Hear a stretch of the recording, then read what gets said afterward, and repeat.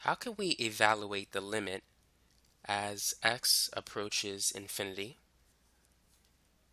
for this expression, x squared over e raised to the x? Well, we could try direct substitution. So if we replace x with infinity, infinity squared is basically infinity, and e raised to the infinity is infinity. Now, this is an indeterminate form. What is infinity divided by infinity? Is it 1? Is it 0? Is it infinity? We don't know. So when you get into a situation like this, you need to use L'Hopital's rule. And the basic idea of L'Hopital's rule is this. The limit as x approaches some number c of f of x over g of x is equal to the limit as x approaches c of f prime of x divided by g prime of x. So basically what we can do is turn f into f prime and g into g prime. We could do so by taking the derivative of the top and the bottom separately.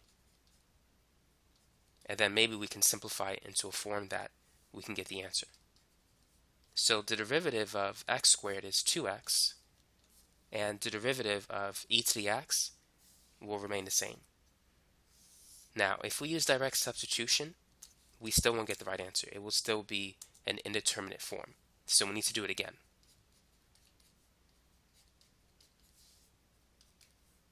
The derivative of 2x is 2, and e to the x will stay the same. Now at this point, we can use direct substitution. So e to the infinity is infinity, and whenever you have a fixed number divided by an infinite number, you're going to get 0. Anytime you have a bottom-heavy expression where the denominator is very high compared to the numerator, this will give you 0. 1 divided by a large number will give you a very small number, and this is the answer. Let's try another example. Go ahead and evaluate this particular limit. The limit as x approaches infinity of the function ln x divided by x. So if we use direct substitution, this is going to be ln infinity, which is infinity, divided by infinity. So we have another indeterminate form. So let's use L'Hopital's rule. So let's differentiate the numerator and the denominator separately with respect to x.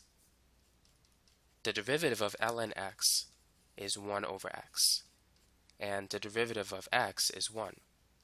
So 1 over x divided by 1 is just 1 over x. At this point, we can use direct substitution.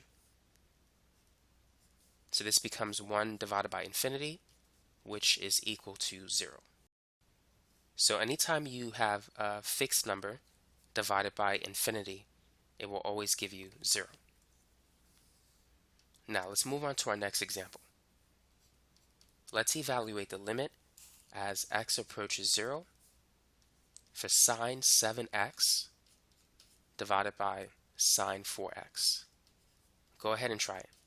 So let's jump into L'Hopital's rule, because if we plug in 0 right now, sine of 7 times 0, which is 0, sine of 0 is 0. So this is going to be 0 divided by 0, and we don't know what that is. It could be 8, it could be 1, it could be 0, it can be infinity.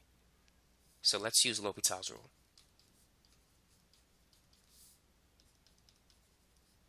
So the derivative of sine 7x is cosine 7x, and then according to the chain rule, we need to find the derivative of the inside function, which is 7.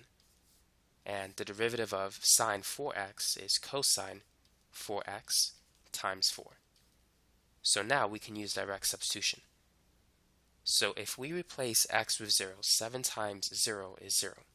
So we're going to have cosine 0 times 7, and on the bottom, 4 times 0 is 0. So we could cancel cosine 0 because they both equal 1. And therefore, the final answer is 7 over 4. So that's it. So that's how you can use L'Hopital's rule to evaluate limits.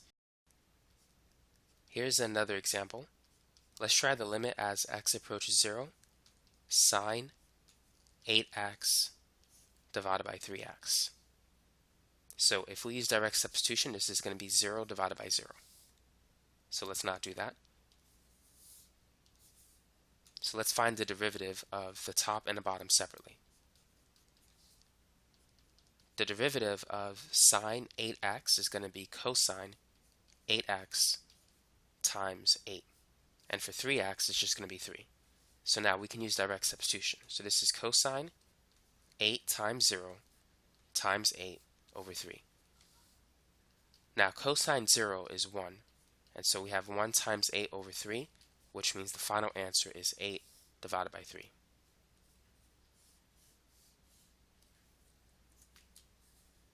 Now what about this problem? What is the limit as x approaches infinity of x times ln x? So if we use direct substitution, we can replace x with infinity and we'll have ln infinity as well. The natural log of infinity is infinity. And if you multiply a large number by another large number, you're going to get an even larger number. So infinity times infinity is infinity. Therefore, this is the answer. Now what about this example? What is the limit as x approaches infinity of x raised to the 1 over x? Now if we replace x with infinity, it's going to be infinity to the 1 over infinity. 1 divided by infinity is 0. And infinity to the 0 power is indeterminate. So there's nothing we can do right now except using L'Hopital's rule. Now we don't have a fraction, so we need to use a different process here. We're going to set the original expression equal to y. So y is equal to the limit as x approaches infinity, x raised to the 1 over x. Now we need to take the natural log of both sides.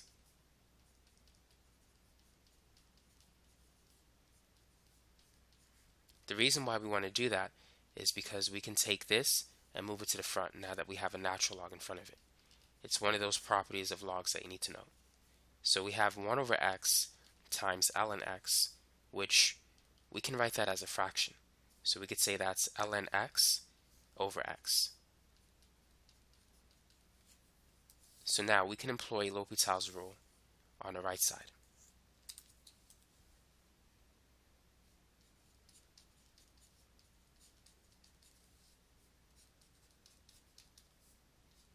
So the derivative of ln x is 1 over x, and the derivative of x is 1. And so we have the natural log of y is equal to the limit as x approaches infinity, 1 over x. Using direct substitution on the right, we can see that the natural log of y is equal to 1 over infinity, and 1 over infinity is 0. So ln y is 0. Now the base of the natural log is e, so e raised to the 0 power is equal to y. And anything raised to the 0 power is 1, so y is 1. Now recall that y was equal to the limit as x approaches infinity for the original problem, x raised to the 1 over x. So we know that y is 1, therefore the limit as x approaches infinity for x raised to the 1 over x is 1.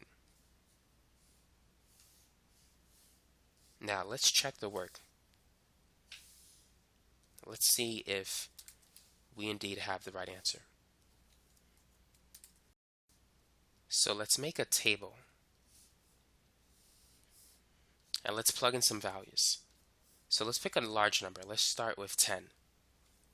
So 10 raised to the 1 over 10. As a decimal, that's about 1.2589. So it's relatively close to 1. Now let's choose a larger value for x. Let's try 100. 100 raised to the 1 over 100 is 1.0471. So it's getting closer to 1. So let's try 1,000.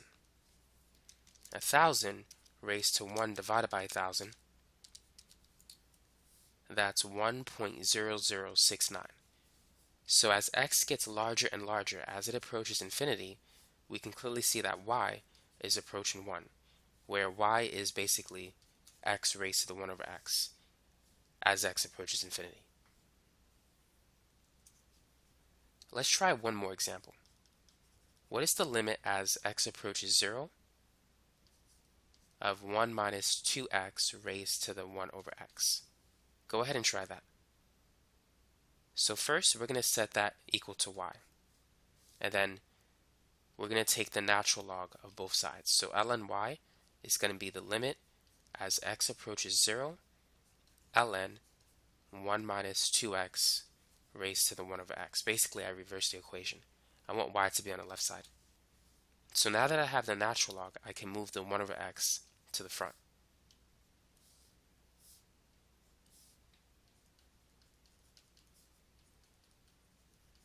And so I can write this as a fraction. So I have ln 1 minus 2x, and instead of multiplying by 1 over x, which is the same as ln 1 minus 2x divided by x. Now let's use L'Hopital's rule. Now what is the derivative of ln 1 minus 2x? To differentiate natural log of u, it's going to be u prime divided by u. So it's the derivative of the stuff inside, which is going to be negative 2 divided by whatever was on the inside, which is 1 minus 2x. And the derivative of x is 1.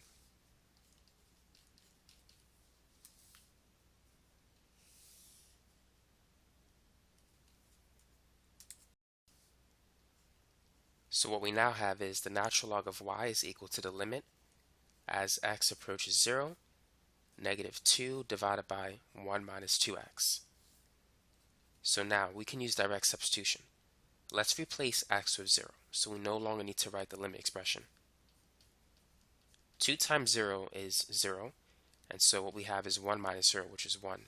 So therefore, ln y is equal to negative 2 over 1, or negative 2. And this is base e, so e raised to the negative 2 is equal to y. And so once you have the value of y, you have the final answer, which is e to the negative 2. So we can write the original problem. So we can say that the limit as x approaches 0 of 1 minus 2x raised to the 1 over x, which this whole thing equals y, and y equals e to negative 2. So the limit is equal to e raised to negative 2, which, if you want to, you can write it as 1 over e squared. Both answers are acceptable. And that's it. So now you know how to use L'Hopital's rule to evaluate limits of the indeterminate type.